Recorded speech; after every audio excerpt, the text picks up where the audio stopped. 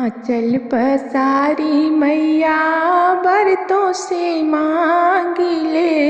आंचल पसारी मैया बरतों से मांगिले।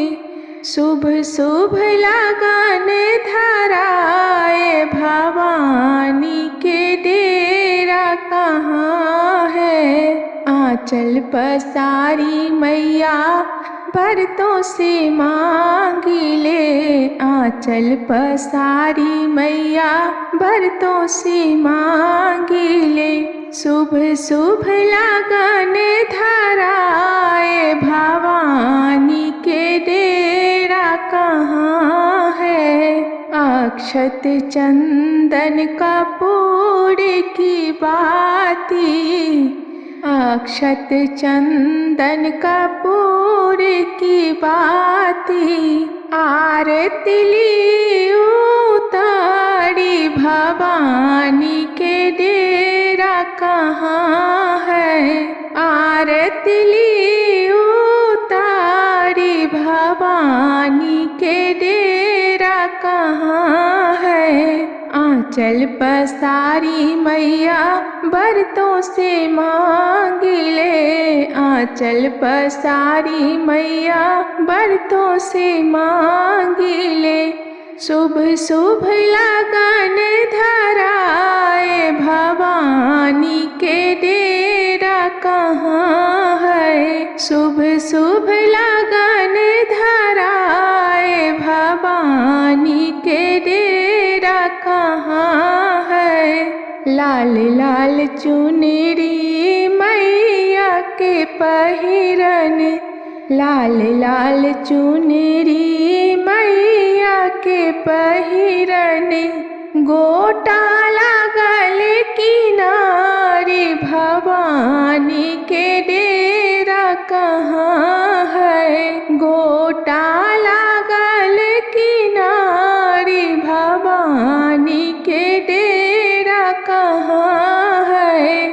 आंचल पसारी मैया बरतों से मांगिले। आंचल पसारी मैया बरतों से मांगिले। शुभ शुभ लगन धराए भवानी के डेरा कहाँ है। शुभ शुभ लगन धराए भवानी के डेरा कहाँ है। मांग मैया के टीका शोभे। मांग मैया के टीका शोभे। रिबिया लागल झलकदार भवानी के डेरा कहाँ है। रिबिया लागल झलकदार भवानी के डेरा कहाँ है। आंचल पसारी मैया बरतों से मांगिले। आंचल पसारी मैया बरतों से मांगिले। शुभ शुभ लगन धराए भवानी के डेरा कहाँ है। कानों मैया के कुंडल सोहे। कान मैया के कुंडल सोहे। गले में सोहे नौलखा हार भवानी के डेरा कहाँ है।